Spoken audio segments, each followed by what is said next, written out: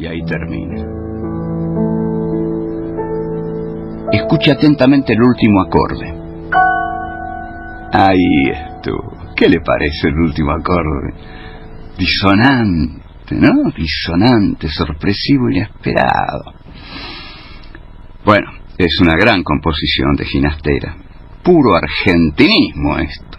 Tocada por Marta Argerich para abrir un nuevo programa de A Pensar de Todo, en el que vamos a seguir tratando el tema de ensayo radial sobre Jorge Luis Borges, su vida y su obra. Esto vendría a estar dentro de lo que llamamos desde el comienzo, ya lejano, de este programa, que llamamos a esta sección Historia de la Argentina a través de su literatura. Entonces, ha llegado el momento, aunque lo hicimos, de contextualizar aún más la obra de Borges, porque la obra de Borges está contextualizada. Los odios políticos de Borges, sus broncas, sus furias, sus rechazos, sus apologías, están en su obra. Están en su obra. Y don Jorge Luis, en 1975, un año malo, feo, el año en que Perón había muerto el año anterior y sus herederos en la presidencia, Isabel Martínez, y en el Ministerio de Bienestar Social, José López Rega, que fuera su secretario privado, habían arrojado sobre el país a mansalva a las bandas clandestinas de la AAA. En ese año Borges publica El libro de arena. El libro de arena. Y en el libro de arena, el primer cuento es uno de los cuentos en los cuales don Jorge Luis más define su ideología política. Tanto la define que no quedan dudas de nada. Es más, puede ser un manifiesto de la civilización occidental capitalista, cristiana también, este cuento de Borges. Entonces, ahora, cuidadosamente, y les pido a ustedes, por favor, que escuchen atentamente la lectura de este cuento, porque este cuento nos va a revelar el pensamiento político, filosófico, si se quiere, de don Borges.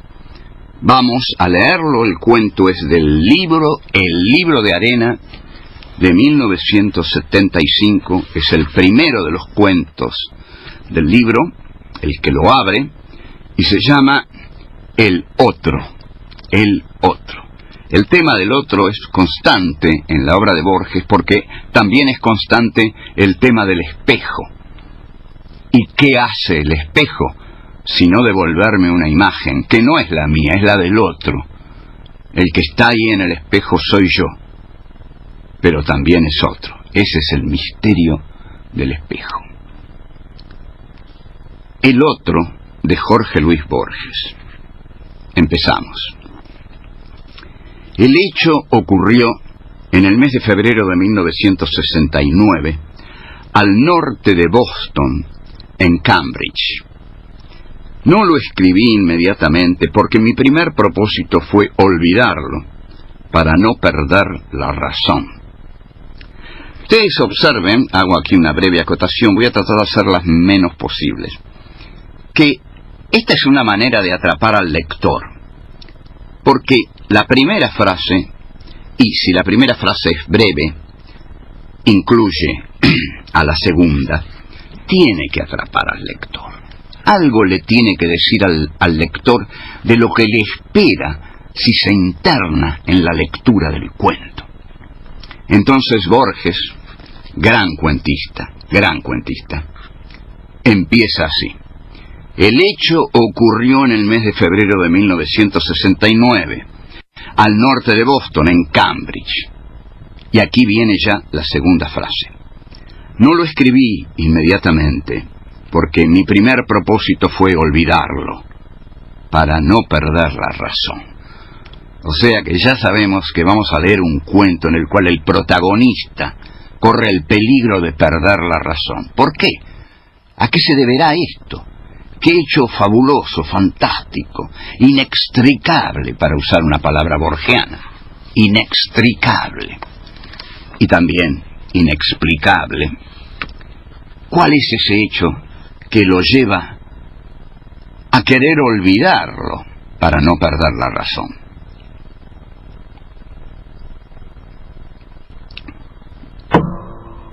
Tac, ahí dejé el vaso. Tome un poco de agua porque ustedes saben, todo expositor sin agua, expositor mudo a los 30 minutos. Bien, continúo. Sigue Borges.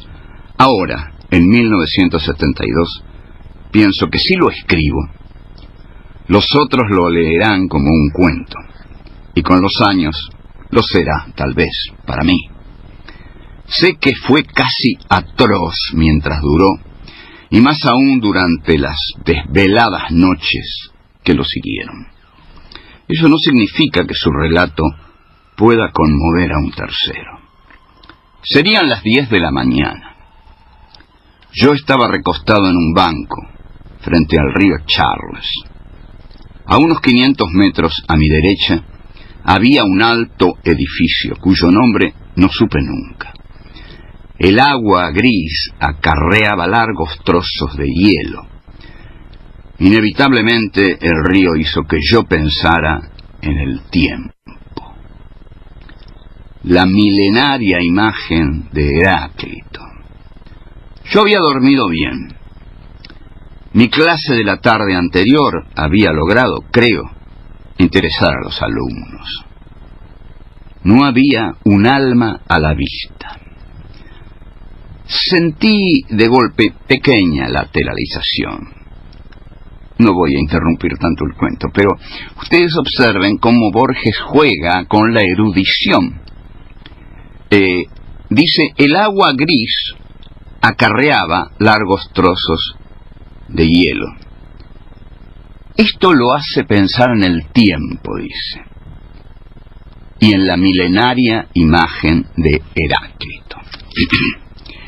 Bueno, en verdad, el llamado lector común no va a entender esto. Es cierto que Heráclito entre el mundo académico e intelectual es una figura más que conocida, y más que conocida es la célebre frase que dijo, que yo por eso discuto la verdadera erudición de Borges, porque creo que en filosofía andaba muy por la superficie de ese río al que aquí hace alusión.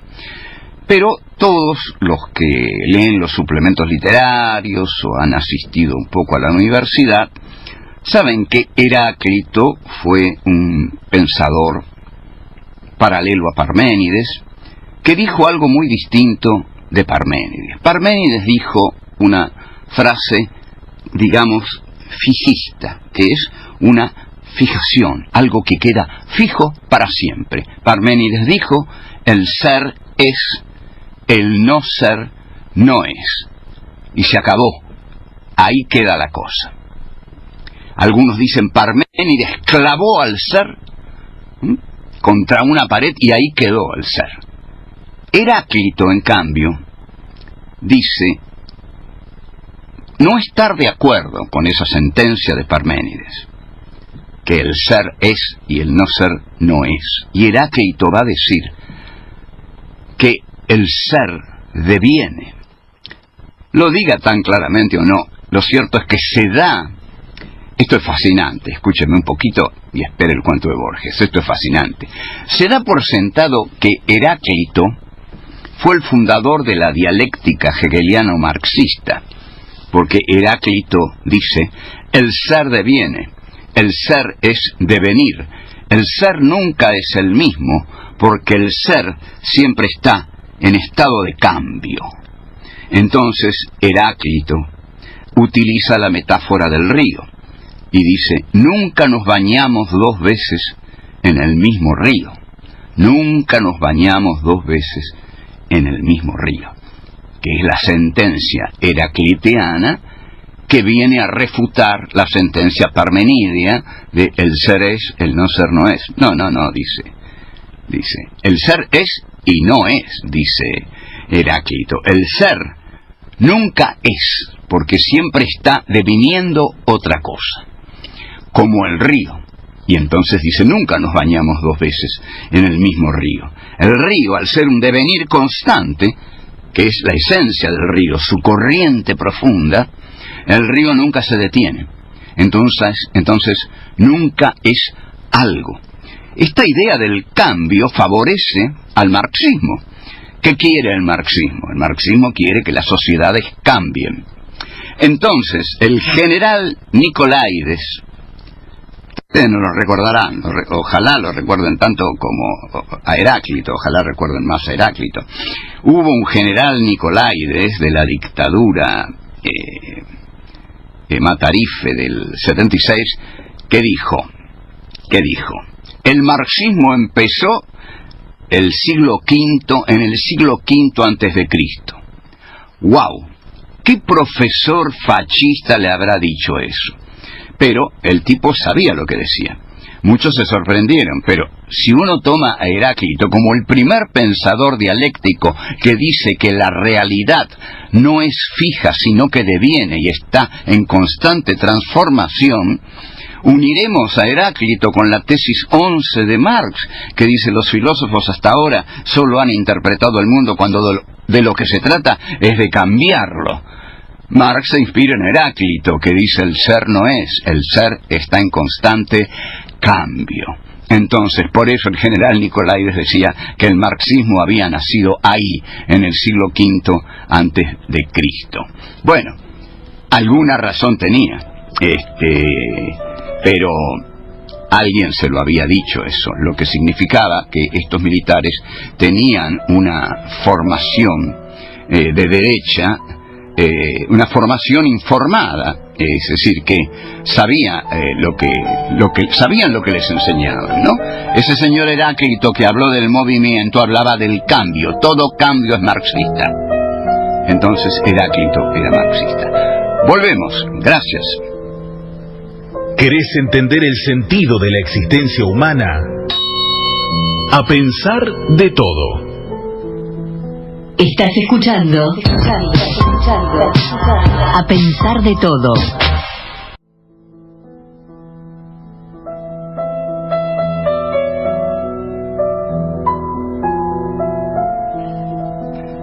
Bien, esto es A Pensar de Todo, y estamos analizando y comentando el cuento de Borges, El Otro, que da inicio al Libro de Arena de 1975. Dice el señor que está narrando y que había evocado la milenaria imagen de Heráclito: sentí de golpe, dice, la impresión que según los psicólogos corresponde a los estados de fatiga, de haber vivido ya ese momento. En la otra punta de mi banco alguien se había sentado. Yo hubiera preferido estar solo, pero no quise levantarme enseguida, para no mostrarme incivil. El otro se había puesto a silbar. Fue entonces cuando ocurrió la primera de las muchas zozobras de esa mañana. Lo que silbaba, lo que trataba de silbar, nunca he sido muy entonado, era el estilo criollo de La Tapera, de Elías Regules. El estilo me retrajo a un patio que ha desaparecido, y a la memoria de Álvaro Melián Lafinur, que hace tantos años ha muerto. Luego vinieron las palabras. Eran las de la décima del principio. La voz no era la de Álvaro, pero quería parecerse a la de Álvaro. La reconocí con horror. Me le acerqué y le dije: «Señor, ¿usted es oriental o argentino?» «Argentino. Pero desde el 14 vivo en Ginebra», fue la contestación. Hubo un silencio largo. Le pregunté: «¿En el número 17 de Malagnon, frente a la iglesia rusa?» Me contestó que sí. «En tal caso», le dije resueltamente, «usted se llama Jorge Luis Borges. Yo también soy Jorge Luis Borges. Estamos en 1969, en la ciudad de Cambridge». Gran sorpresa, ¿eh? Gran sorpresa. Adelante con Borges. Y el otro responde: «No, no», me respondió con mi propia voz, un poco lejana. Al cabo de un tiempo insistió: «Yo estoy aquí en Ginebra, en un banco, a unos pasos del Ródano. Lo raro es que nos parecemos, pero usted es mucho mayor, con la cabeza gris». Yo le contesté: «Puedo probarte que no miento. Voy a decirte cosas que no puede saber un desconocido. En casa hay un mate de plata con un pie de serpientes que trajo del Perú nuestro bisabuelo. También hay una palangana de plata que pendía del arzón. En el armario de tu cuarto hay 2 filas de libros, los 3 volúmenes de las 1001 noches de Lane, con grabados en acero y notas en cuerpo menor, entre capítulo y capítulo, el diccionario latino de Quicherat, la Germania de Tácito en latín, y en la versión de Gordon, y un Don Quijote de la Casa Garnier, las tablas de sangre de Rivera Indarte, con la dedicatoria del autor, el Resartus de Carlyle, una biografía de Amiel, y escondido detrás de los demás, un libro en rústica sobre las costumbres sexuales de los pueblos balcánicos. No he olvidado, tampoco, un atardecer en un primer piso de la calle Dubourg. Dufour, corrigió el otro. Está bien, Dufour. ¿Te basta con todo esto? No, respondió. Esas pruebas no prueban nada. Si yo lo estoy soñando, es natural que sepa lo que yo sé. Su catálogo es prolijo, pero es del todo vano. La objeción era justa.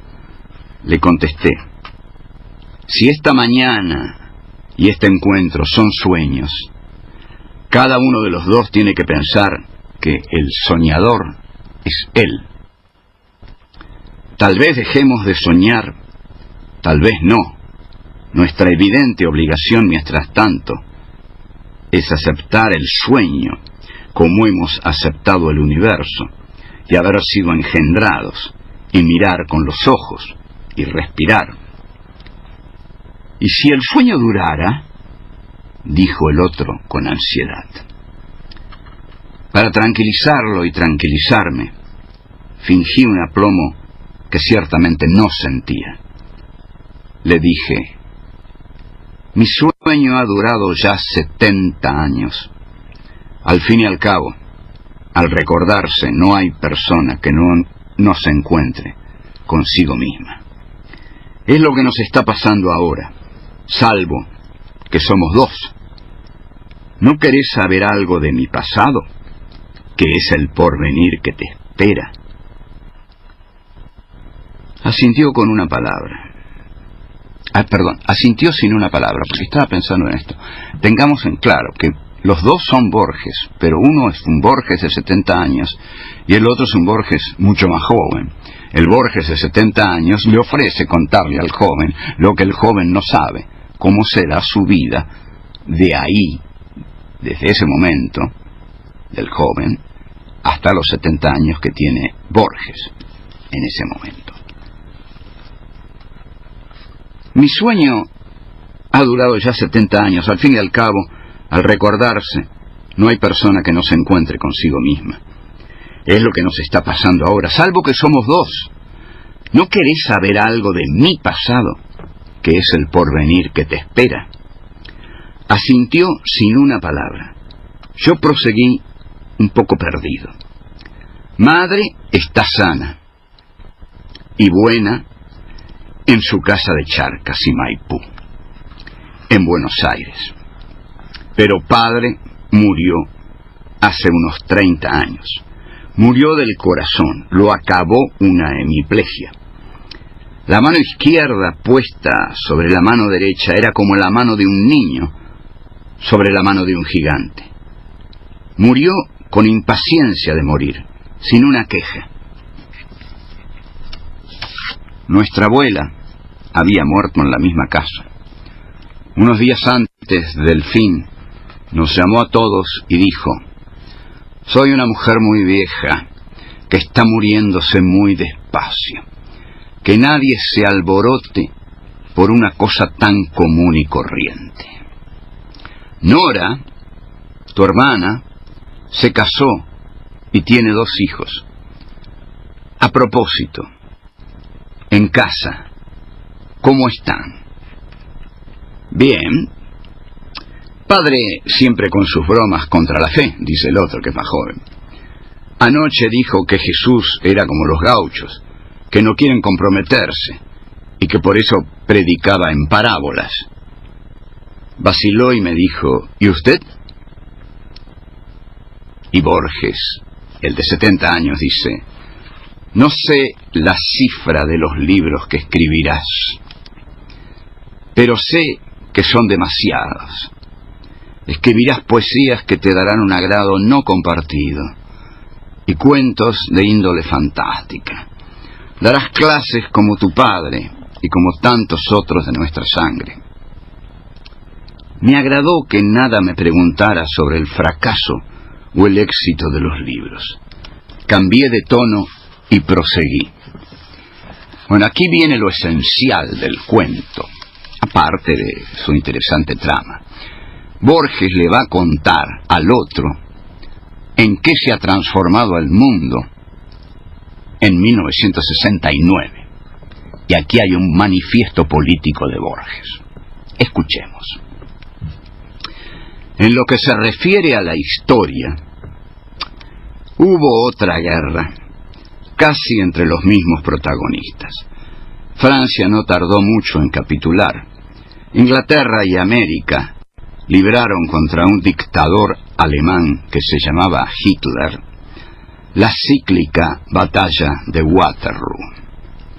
Buenos Aires, hacia 1946, engendró otro Rosas, bastante parecido a nuestro pariente. El 55, la provincia de Córdoba nos salvó, como antes Entre Ríos. Ahora las cosas andan mal. Rusia está apoderándose del planeta. América, trabada por la superstición de la democracia, no se resuelve a ser un imperio. Cada día que pasa, nuestro país es más provinciano y más engreído, como si cerrara los ojos. No me sorprendería que la enseñanza del latín fuera reemplazada por la del guaraní. Aquí termina el manifiesto político de Borges, que forma parte de su literatura. Lo que quiero decir, que nadie diga que Borges no pone política en sus textos. Borges es un escritor comprometido y sus textos forman parte de ese compromiso. O sea que, tan comprometido como está en el sur, cuando hablando del almacén dice: sus paredes habían sido punzó, pero el tiempo había amainado ese color violento, sin que nadie sepa a qué se refiere, salvo los que saben que el punzó era la divisa punzó para Rosas, para Borges, y la divisa punzó era Rosas, a quien Borges odiaba. En consecuencia, si el viento había deteriorado el color punzó, que era violento, lo había deteriorado para bien. Ese es todo un manifiesto político de Borges, más aún si tenemos en cuenta que en este cuento Borges hace la relación, la liaison, la relación entre Rosas y Perón. Primera tiranía, segunda tiranía. Borges debe haber amado el libro negro de la segunda tiranía. Entonces, elogia a la provincia de Córdoba, porque en Córdoba Radio La Voz de la Libertad anunció el levantamiento del general Videla Balaguer en Córdoba, junto con Lonardi y el contraalmirante Rojas, que hicieron la revolución del 55. Pero antes, dice Borges, que cree que la historia es cíclica, antes la provincia de Corrientes se había alzado en armas contra Rosas y habían derrotado a ese primer tirano. Entonces, luego es Córdoba la que ayuda al segundo tirano. ¿Qué ocurre en el presente? Para Borges, en el presente, Rusia se está devorando el planeta. 1969. Rusia está apoderándose del planeta, dice. Las cosas andan mal. Ya vamos a ver que esto determina las opciones más terribles de Borges en política, las que más bronca dan, porque en efecto siguió pensando esto, y esto, bueno, es un pensamiento político de una vulgar derecha, digamos, que Rusia está apoderándose del planeta, y le critica a Estados Unidos, a quien llama, por supuesto, América. ¿Quién sino Borges iba a llamar América a las United States en lugar de Norteamérica? América, y esta es frase fundamental, trabada por la superstición de la democracia. Para Borges la democracia era una superstición o un vicio de la estadística. No se resuelve hacer un imperio. Le exige a Estados Unidos que se transforme en un imperio para luchar contra Rusia, que se está devorando el planeta. Volvemos y terminamos con el cuento El Otro. Volvemos. La imaginación es poder. A pensar de todo. Seguimos. Esto es, por si hiciera falta decirlo, a pensar de todo. Y estamos leyendo el cuento de Borges, El Otro, de El Libro de Arena de 1975, perdón. Y transcurre en 1969, ¿no? Exactamente, en febrero de 1969. Bueno, luego de ese panfleto político que Borges le espeta al otro Borges, al más joven, lo mira y dice, Borges, el de 70 años, noté que apenas me prestaba atención. Bravo por el Borges más joven. Bueno, no me meto más. Noté que apenas me prestaba atención. El miedo elemental de lo imposible. Y sin embargo, cierto, lo amilanaba. Yo, que no he sido padre, sentí por ese pobre muchacho, más íntimo que un hijo de mi carne, una oleada de amor. Vi que apretaba entre las manos un libro. Le pregunté qué era. Los poseídos, dijo, o según creo, Los demonios, de Fyodor Dostoyevsky. Me replicó, no sin vanidad. Se me ha desdibujado. ¿Qué tal es? No bien lo dije, sentí que la pregunta era una blasfemia. El maestro ruso dictaminó, ha penetrado más que nadie en los laberintos del alma eslava. Esa tentativa retórica, piensa Borges del 70, me pareció una prueba de que se había serenado. Le pregunté qué otros volúmenes del maestro había recorrido. Enumeró 2 o 3, entre ellos el doble. Sacó 3 escudos de plata y unas piezas menores. Sin comprender, me ofreció uno de los primeros. Yo le tendí uno de esos imprudentes billetes americanos que tienen muy diverso valor y el mismo tamaño. lo examinó con avidez. «No puede ser», gritó. «Lleva la fecha de 1974». Meses después, alguien me dijo que los billetes de banco no llevan fecha. «Todo esto es un milagro», alcanzó a decir. «Y lo milagroso da miedo. Quienes fueron testigos de la resurrección de Lázaro habrán quedado horrorizados». «No hemos cambiado nada», pensé. «Siempre las referencias librescas». Aquí Borges hace una crítica a sí mismo, porque su otro hace una referencia a la resurrección de Lázaro en el Nuevo Testamento. Entonces Borges reflexiona: «No hemos cambiado nada», pensé. «Siempre las referencias librescas». Hizo pedazos el billete y guardó la moneda. Yo resolví tirarla al río. El arco del escudo de plata perdiéndose en el río de plata hubiera conferido a mi historia una imagen vívida, pero la suerte no lo quiso. Respondí que lo sobrenatural, si ocurre 2 veces, deja de ser aterrador. Le propuse que nos viéramos al día siguiente en ese mismo banco, que está en 2 tiempos y en 2 sitios. Asintió en el acto y me dijo, sin mirar el reloj, que se le había hecho tarde. Los dos mentíamos, y cada cual sabía que su interlocutor estaba mintiendo. Le dije que iban a venir a buscarme. ¿A buscarlo?, me interrogó. Sí. Cuando alcances mi edad, habrás perdido casi por completo la vista. Verás el color amarillo y sombras y luces. No te preocupes. La ceguera gradual no es cosa trágica. Es como un lento atardecer de verano. Nos despedimos sin habernos tocado.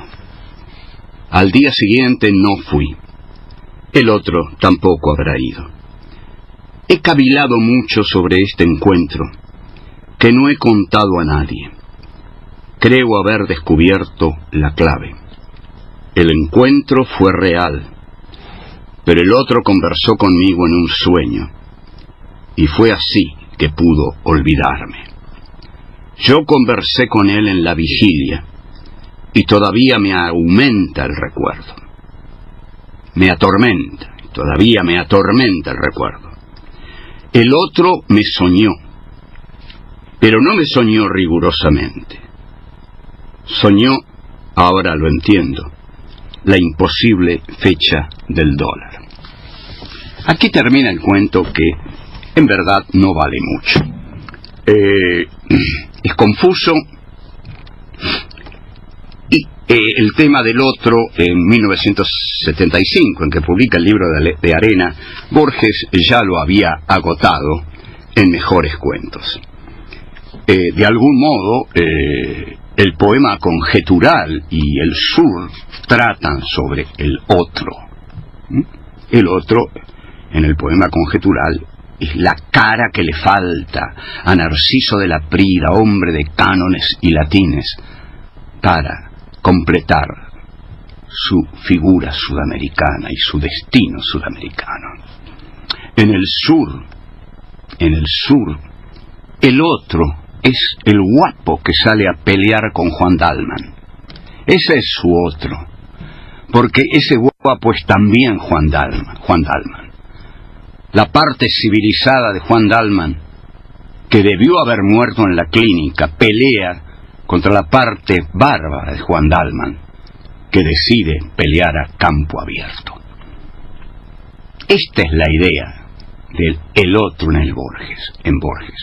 El otro es aquello que me completa, es aquello que me resisto a hacer, pero que sin embargo, si lo acepto, si acepto el íntimo cuchillo, como dice en el poema conjetural, voy a encontrarme con mi completud, voy a encontrarme con que soy una totalidad tramada por lo oculto y lo bárbaro. por lo oculto y lo natural, por la civilización y la barbarie. De aquí que el poema conjetural y el sur sean para nosotros las mejores obras de Borges, o las que más nos interesan. También nos interesa mucho el cuento, el otro del Libro de Arena, pero porque contiene este manifiesto político de Borges. En cuanto a este manifiesto político, vamos a ver a dónde nos lleva, y vamos a ver que nos lleva al abismo de la política, al abismo moral más profundo en que Borges cayó y trató luego de recuperarse. Veremos si con éxito o no, lo veremos. Volvemos. Todos somos contingentes, pero vos sos necesario. A pensar de todo. La radio de tu universidad sigue presentándote A Pensar de Todo, gracias al programa de fortalecimiento de radios universitarias ARUNA, financiado por la Secretaría de Políticas Universitarias del Ministerio de Educación de la Nación, a través del Consejo Interuniversitario Nacional.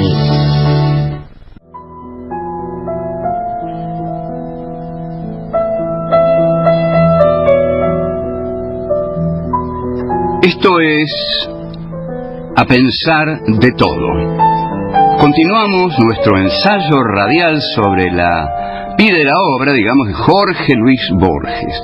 En cuanto al compromiso político de Borges, insistimos en nuestra tesis en que ese compromiso está constantemente, aparece una y otra vez. Una de las veces en que Borges escribe un poema sobre un personaje que pertenece al campo de la barbarie, odiado por Sarmiento y odiado por él, en tanto él se considera un unitario en la continuidad de la línea histórica de Sarmiento. Uno de esos personajes es Juan Facundo Quiroga, a quien Borges le dedica uno de sus poemas más memorables, más citados, conocidos y muy bueno, en verdad, muy bueno, pero en el que se ve también su marcada ideología política. Pero aquí creo que estorba menos que en otros lugares. De todos modos, ahí vamos. El poema sobre Juan Facundo Quiroga que escribe Borges es un poema que está en sus obras completas. Él lo pone en sus obras completas, no lo quiere dejar de lado, aunque pertenecía a una obra menor, y su nombre es El general Quiroga va en coche al muere. Y lo vamos a escuchar justamente narrado por Jorge Luis Borges. Ahí vamos. El general Quiroga va en coche al muere. El madrejón desnudo yacía en una sed de agua, y la luna torrando por el frío del alba, y el campo muerto de hambre, pobre como una araña. El coche se amacaba rezongando la altura, un galerón enfático, enorme, funerario, 4 tapaos con pinta de muerte en la negrura, arrastraban 6 miedos y un valor desvelado. Junto a los postillones jineteaba un moreno. Ir en coche a la muerte, qué cosa más oronda. El general Quiroga quiso entrar en la sombra, llevando 6 o 7 degollados de escolta. Esa cordobesada bochinchera y ladina, meditaba Quiroga, ¿qué ha de poder con mi alma? Aquí estoy afianzado y metido en la vida, como la estaca pampa bien clavada en la pampa. Yo, que he sobrevivido a millares de tardes, y cuyo nombre pone retemblor en las lanzas, no he de soltar la vida por estos pedregales. ¿Muere acaso el pampero? ¿Se mueren las espadas? Pero al brillar el día sobre Barranca Yaco, sables a filo y punta menudearon sobre él. Muerte de mala muerte se lo llevó al riojano, y una de puñaladas lo mentó a Juan Manuel. Ya muerto, ya de pie, ya inmortal, ya fantasma, se presentó al infierno que Dios le había marcado, y a sus órdenes iban rotas y desangradas las ánimas en pena de hombres y de caballos. Es muy interesante esta lectura que Borges hace de su propio poema, porque yo Sigo. Es muy interesante esta lectura que Borges hace de su propio poema, porque yo lo fui siguiendo en las obras completas, en la edición de MC de las obras completas, que esta edición es una edición anterior. Hubo otra porque la señora Kodama sigue encontrando textos de Borges, entonces han tenido que agregar otra obra. Esta edición de MC, es una reimpresión de 3.000 ejemplares, es de 1996. Aquí Borges, en el poema que está en esta edición de las obras completas, difiere en mucho o en bastante del que lee Borges en esta grabación, en estas grabaciones memorables que hay de Borges leyendo sus poemas. Por ejemplo, esta estrofa está completamente cambiada, porque en las obras completas dice: pero al brillar el día sobre Barranca Yaco, hierros que no perdonan arreciaron sobre él, la muerte que es de todos arreó con el riojano, y una de puñaladas lo mentó a Juan Manuel. Bueno, es distinto. Esto no me lo explico, pero bueno, me lo voy a explicar con el tiempo, porque esta noche posiblemente haga algunas investigaciones. ¿Por qué han cambiado en la edición de las obras completas el texto que Borges lee del general Quiroga Bencoche Almuere? Por ejemplo, a mí me había gustado mucho eso de la luna atorrando en el frío del alba. Y bueno, acá no dice eso. Dice: y una luna perdida en el frío del alba. ¡Epa! ¿Qué pasa? ¿Se asustaron con atorrando? ¿Se asustaron que Borges dijera atorrando? No sé, pero acá hay una cosa que, bueno, averiguamos, quedamos en deuda y la vamos a analizar. Lo que ya podemos analizar es el contenido político de El general Quiroga va en coche al muere, título formidable sin duda alguna. Es el último viaje del general Quiroga. Bueno, me salió un texto mío que yo escribí para la película que hizo Nicolás Sarkis a comienzos de los 90, Facundo, La sombra del tigre. Una película a cuyo estreno no fui porque tuve muchos desacuerdos con Sarkis y el modo en que filmó la película y el modo en que se puso en los títulos. Pero bueno, son cosas así. En los títulos puso: Nicolás, hemos sido amigos, ahora vos ya no estás en este mundo, así que no te sientas mal si te llega mi voz, pero te lo dije en vida. En los títulos decían: guión de Nicolás Sarkis, asistencia José Pablo Feynman, Daniel Moyano. Caramba, querido, y lo digo más por Daniel Moyano, ¿qué asistentes tenías? Bueno, pero bueno, miren, los directores de cine se dividen, como decía Woody Allen, entre lo malo y lo horrible. Y hay algunos buenos, sin duda alguna. Nicolás estaba en un momento muy difícil cuando filmó esta película. Su mamá se estaba muriendo y es posible que hiciera algunas cosas que en otro momento no habría hecho. El caso es que yo no fui al estreno, pero publiqué un texto largo que se llama El último viaje del general Quiroga, que está en un pequeño libro que nunca reedité, Escritos para el cine. Bueno, basta. Este texto de Borges, fíjense que dice directamente que Borges, que Rosas mató a Juan Facundo Quiroga. Borges no. Borges quiere matar más a Rosas, igual que Sarmiento. Entonces, acá dice: pero al brillar el día sobre Barranca Yaco, bueno, viene la muerte, de un modo que acá en el texto que yo tengo está dicho de otro modo al que Borges dice en su grabación, y una de puñaladas lo mentó a Juan Manuel. Juan Manuel es Juan Manuel de Rosas, y en efecto, durante la época, la muerte de Juan Facundo Quiroga se le atribuyó a Juan Manuel de Rosas, con un razonamiento bastante ligero, y demasiado lineal y sencillo. Es decir, se dijo, la historiografía oficial primero dijo, el único personaje que estorbaba el poder absoluto que don Juan Manuel de Rosas quería era Juan Facundo Quiroga. Por lo tanto, ¿quién puede haber ordenado esa muerte de Quiroga? Don Juan Manuel de Rosas. Pero esto es, digamos, no se ha probado. Y ya sabemos que Borges, en el cuento El Otro, que cuando describe su biblioteca, le describe al otro que en su biblioteca tiene las tablas de sangre de Rivera Indarte. Rivera Indarte era un poeta que en el Uruguay escribió un libro que se llamaba Tablas de Sangre. Y según dicen los historiadores revisionistas, por cada muerte que le achacaba a Rosas, le daban 10 peniques, algo así, le aumentaban la cifra que habían prometido pagarle por el libro. Entonces Rivera Indarte metía muertos de Rosas por todos lados.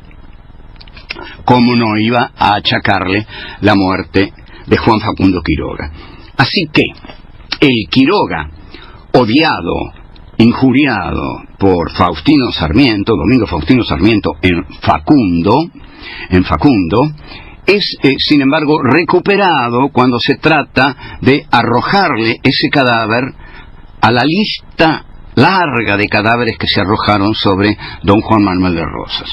O sea, con el razonamiento simple, no disparatado como todo razonamiento, sino que se utiliza para culpar a alguien, no disparatado, pero incomprobable, nadie lo comprobó, que, digamos, el único gran caudillo que quedaba para oponerse al autoritarismo de Rosas era Facundo. Ergo, a Facundo le ordenó la muerte don Juan Manuel de Rosas. Como digo, nada está así probado, pero Borges lo pone en su poema, además de poner que Facundo va al infierno, por supuesto. Lo manda al infierno en el mismo poema. ¿A dónde iba a ir? ¿A qué otro lado iba a ir ese gaucho malo que Sarmiento había descrito como sanguinario y cruel? Así que esta es otra de las declaraciones políticas de Borges dentro de su literatura. Esto quiero decir. Ahora, en nuestro próximo encuentro vamos a tratar de responder a una antinomia o a una pregunta que Borges dejó para la posteridad. Nosotros la vamos a encarar y a responder. Borges dijo, si este país, por supuesto, el nuestro, hubiera elegido Facundo de Domingo Faustino Sarmiento en lugar del Martín Fierro de José Hernández como libro principal, axial de la argentinidad, nuestro destino habría sido otro. ¿Es así? ¿Es así? ¿Qué piensan ustedes? ¿Es así? Bueno, lo vamos a tratar en nuestro próximo ensayo radial sobre Jorge Luis Borges. Este es un temazo que tiene que ver absolutamente con nuestro destino. Chao, hasta luego, nos vamos.